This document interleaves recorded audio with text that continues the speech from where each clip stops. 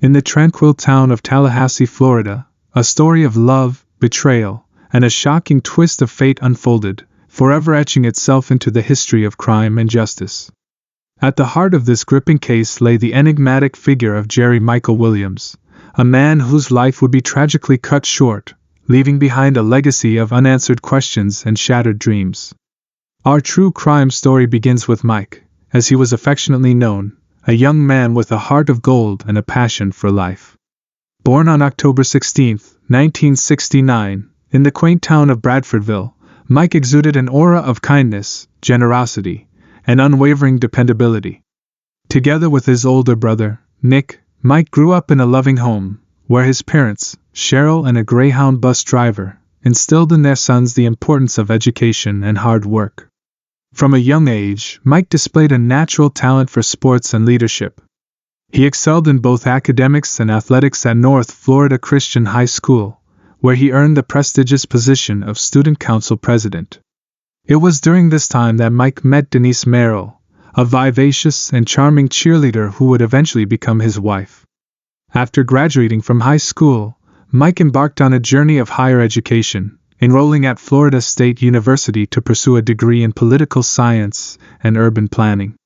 His academic brilliance and dedication caught the attention of the Ketchum Appraisal Group, a renowned real estate firm that offered him a position as a property appraiser upon graduation. Mike's exceptional work ethic and professionalism quickly earned him a reputation as one of the hardest-working individuals in the company. Fate took an unexpected turn on December 16, 2000, a day that would forever alter the course of Mike's life. As dawn broke, Mike awoke with a sense of excitement, eager to embark on a relaxing day of duck hunting, a hobby he shared with his father. He meticulously prepared his gear, packed a hearty lunch, and attached his boat to his trusty 1994 Ford Bronco truck. With a heart filled with anticipation, he set off towards Lake Seminole, a picturesque body of water straddling the border of Florida and Georgia. Hours passed, and Mike failed to return home. Denise, filled with worry and a growing sense of unease, dialed his phone repeatedly, only to be met with the disheartening sound of his voicemail. This was highly unusual behavior for Mike, a man who always made himself available to his wife, especially in times of need. Driven by a mother's intuition, Cheryl, Mike's mother, sensed that something was amiss. She reached out to Denise, expressing her concern and offering to help search for Mike. Together, they contacted Brian Winchester, Mike's closest friend, who agreed to join the search, fueled by his own mounting anxiety. The trio scoured Mike's favorite hunting spots, their hopes dwindling with each passing hour. Finally, they stumbled upon his Ford truck, parked near a remote boat launch on the Florida side of Lake Seminole. However, there was no sign of Mike or his boat. A chilling realization washed over them as they contemplated the possibility that Mike had met with foul play. With heavy hearts, they reported their findings to the authorities. The Florida Fish and Wildlife Conservation Commission launched a search and rescue operation, treating the case as a missing hunter scenario. Their primary focus was to locate Mike and bring him back to safety. The search centered around the 10 acres of the lake surrounding the cove where Mike's truck was found. Teams of officers, aided by air support, meticulously combed the area, their eyes scanning the water's surface for any sign of Mike or his boat. After several grueling hours, a glimmer of hope emerged. A pilot spotted Mike's boat adrift in the water, a mere 225 feet from the boat ramp. Upon closer examination, they discovered Mike's shotgun still securely in its case, but there was no trace of Mike himself. Divers were immediately deployed to search the depths of the lake, their movements hampered by the presence of alligators, known to inhabit the waters of Lake Seminole. By February 2001, the search had come to a standstill. There was no sign of Mike. The only possible explanation for a lack of a body was that the alligators could have stored the remains in a location that search teams couldn't locate. In June 2001, they made a startling discovery: a lightweight hunting jacket belonging to Mike Williams. The jacket was brought to the surface, revealing a fully functioning flashlight and a hunting license bearing Mike's name. However, a closer inspection revealed a puzzling absence of teeth marks or any significant water damage, suggesting that the jacket had not been submerged for an extended period. Forensic experts conducted DNA testing on the jacket, hoping to find evidence that Mike had been wearing it at the time of his disappearance. However, all tests came back negative, further deepening the mystery surrounding his fate. In a shocking turn of events, just a week after Mike's hunting jacket was found, a Leon County judge granted Mike's widow, Denise, a petition to have him declared legally dead. This decision, typically requiring a 5-year waiting period in the state of California, was expedited in a matter of 6 months. The legal maneuver allowed Denise to initiate proceedings to access Mike's life insurance policies, totaling a substantial $1.5 million. Cheryl, deeply suspicious of the circumstances surrounding Mike's disappearance and the subsequent legal proceedings, refused to accept the official narrative. She embarked on a relentless quest for answers, tirelessly advocating for the reopening of the investigation into Mike's case.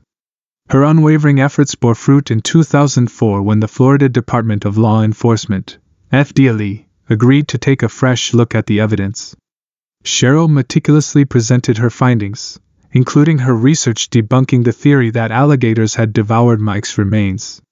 Through independent studies and consultations with experts, Cheryl learned that alligators typically do not feed during the cold winter months, a fact that contradicted the initial assumption that Mike had been killed by these predators. Armed with this new information, the FDLE conducted its own investigation into alligator feeding habits, corroborating Cheryl's findings. The widely held belief that Mike had been eaten by alligators was officially debunked, opening up new avenues of inquiry in the case. As the investigation progressed, inconsistencies in the initial handling of the case came to light. Questions arose regarding the positioning of Mike's truck and boat, both of which were found in isolated and underdeveloped areas, seemingly at odds with Mike's known safety precautions. Furthermore, the condition of the boat raised suspicions. The engine was switched off, but the gas tank was still full, a peculiar detail that contradicted the scenario of a hunting accident. If Mike had fallen overboard while hunting, the engine would have remained on, and the gas tank would have been depleted. The discovery of the waders and hunting jacket, devoid of any signs of damage, further fueled speculation that Mike's disappearance was not accidental. Investigators began to consider the possibility of foul play, a theory that had been largely overlooked in the initial investigation. As the case gained renewed momentum, a bombshell revelation rocked the investigation. In 2005, Denise Williams, Mike's widow, married Brian Winchester, her late husband's best friend. This development raised eyebrows among investigators, who had already grown suspicious of Denise's behavior following Mike's disappearance. Further investigation revealed that Brian had filed for divorce from his wife, Kathy, just 2 years after Mike's disappearance, and had moved in with Denise. Additionally, Brian had been the person to drop Mike's insurance policy just 6 months before his mysterious death, the same policies that Denise cashed mere days after her petition to have Mike declared legally dead was approved. The timing of these events and Brian's involvement in the investigation, coupled with the inconsistencies surrounding Mike's disappearance, painted a disturbing picture. Investigators brought both Denise and Brian in for questioning, hoping to unravel the truth behind Mike's fate. When questioned about the day of Mike's disappearance, Brian provided an alibi, claiming that he had planned to go hunting with his father-in-law but overslept due to attending a concert with his ex-wife Kathy the night before. His story seemed to align with his movements on the day in question. Denise, on the other hand, maintained a calm and collected demeanor during her interrogation. She described her routine on the day of Mike's disappearance, stating that she had woken up after Mike left for his hunting trip, tended to Ansley, and gone about her daily activities. Despite her seemingly composed exterior, investigators remained unconvinced. They noted a lack of emotion in Denise's responses and a calculated precision in her answers, as if she had rehearsed her story. In 2008, the FDLE officially declared that Mike's disappearance was not an accident and that foul play was involved. However, without sufficient evidence to issue search warrants or pursue charges, the case remained at a standstill. Undeterred, Cheryl continued to press for justice, writing countless letters to the governor of Florida, pleading for his intervention. Her unwavering determination eventually paid off when the governor's office forwarded her letters to the FDLE for further investigation. In 2011, Cheryl organized a demonstration in Tallahassee, honoring Mike's memory and demanding answers in his case. The event garnered media attention and brought renewed public scrutiny to the unsolved mystery. The relentless pursuit of truth finally yielded a breakthrough in August 2016. Denise Williams walked into the Leon County Sheriff's Office, seeking a protection order against her ex-husband, Brian Winchester, whom she accused of kidnapping and threatening her life. This unexpected development was part of a carefully orchestrated plan by investigators who had been monitoring Denise and Brian's activities for years. They had grown increasingly suspicious of the couple's behavior, and believed that this confrontation could be the key to unlocking the secrets surrounding Mike's disappearance. Over the course of 3 grueling hours, Denise recounted her version of events, detailing Brian's alleged attempt to kidnap her. She described how she had noticed a man climbing into the back seat of her SUV, and realized it was Brian. Denise explained that she believed Brian had been sleeping in her car, waiting for her to return. When she confronted him, he allegedly pulled out a handgun and demanded that she drive to an isolated area. Denise refused, leading to a tense standoff. Eventually, Denise managed to convince Brian to calm down and agreed to meet him and his father, Marcus, at Marcus's office later that afternoon. She drove Brian to his truck, where he retrieved a backpack containing a sheet, a plastic cover, a metal tool, a bottle of bleach, and a gun. Denise realized that Brian was carrying a kill kit, and she feared for her life. She immediately reported the incident to the authorities, leading to Brian's arrest on charges of attempted kidnapping, domestic assault, and armed burglary. Investigators saw this as an opportunity to finally confront Denise about Mike's disappearance. They presented her with evidence of Brian's disturbing behavior and suggested that if Brian was capable of attempting to harm her, he could have been responsible for Mike's death as well. I'm wondering if she was taking you to the same place today that he buried Mike, because he's done it before. You have to wrap your mind around it, Denise. That is what he has done, and he's willing to do it again. He is going to kill you. Think about it. He slept in your car and waited for you.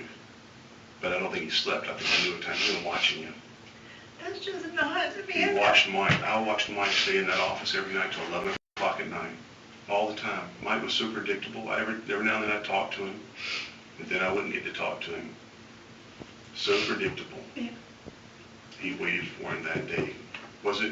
He was missing for 5 or 6 hours, Brian? The day of? I don't know. Well, a lot of people know. Missing? Yeah. Denise adamantly denied any involvement in Mike's disappearance, maintaining her innocence. However, investigators remained unconvinced, and the case took another dramatic turn. Special Agent Mark Perez of the FDLE made a startling announcement on December 20, 2017, just a day after Brian's sentencing. DNA testing had confirmed that Mike's remains had been found at the dead end of Gardner Road in Leon County, just 5 miles from where he grew up. The discovery of Mike's remains sent shockwaves through the community and reignited the investigation. Investigators continued to monitor Denise's activities, suspecting that she may have been involved in a cover-up. A crucial piece of evidence emerged when Kathy Thomas, Brian's ex-wife, agreed to become an informant for the investigation. Kathy made contact with Denise, pretending to be sympathetic and willing to help. During their recorded conversations, Denise made several incriminating statements, revealing that she had knowledge of a plan to have Mike murdered. Kathy confronted Denise about this, leading to a bombshell confession. Denise admitted that she and Brian had hatched a plan to kill Mike so that they could be together. She explained that Brian had lost his temper and told Kathy everything about the murder. Armed with this confession, investigators obtained an arrest warrant for Denise. She was taken into custody on May 8, 2018, while leaving work to celebrate her daughter Ansley's 19th birthday. Denise was charged with first-degree murder, conspiracy to commit murder, and accessory after the fact. She pleaded not guilty and maintained her innocence throughout the trial. The prosecution presented a compelling case, arguing that Denise preferred to be known as a widow rather than a divorcee. They called witnesses who testified about Denise's involvement in the plot to kill Mike. Brian Winchester, who had turned state's witness in exchange for a plea deal, provided damning testimony against Denise. He detailed their plan to make Mike's death look like an accident during a hunting trip. Denise's defense team attempted to discredit Brian's testimony, arguing that he was motivated by his desire to save himself from a life sentence. They also pointed out the lack of physical evidence directly linking Denise to the crime. After 8 hours of deliberation, the jury found Denise guilty on all charges. She was sentenced to life in prison without the possibility of parole. Justice had finally been served for Mike Williams, a man whose life was tragically cut short by the greed and deceit of those he had once trusted. His family and friends, who had tirelessly fought for the truth, could finally find closure knowing that the perpetrators of this heinous crime had been brought to justice. The case of Mike Williams stands as a chilling reminder of the darkness that can lurk beneath the surface of seemingly ordinary lives. It is a tale of love, betrayal, and the devastating consequences of greed and desperation. Don't hesitate to let me know your thoughts about this story in the comments section, and please to like and subscribe. This will help my channel to grow. Thank you for watching.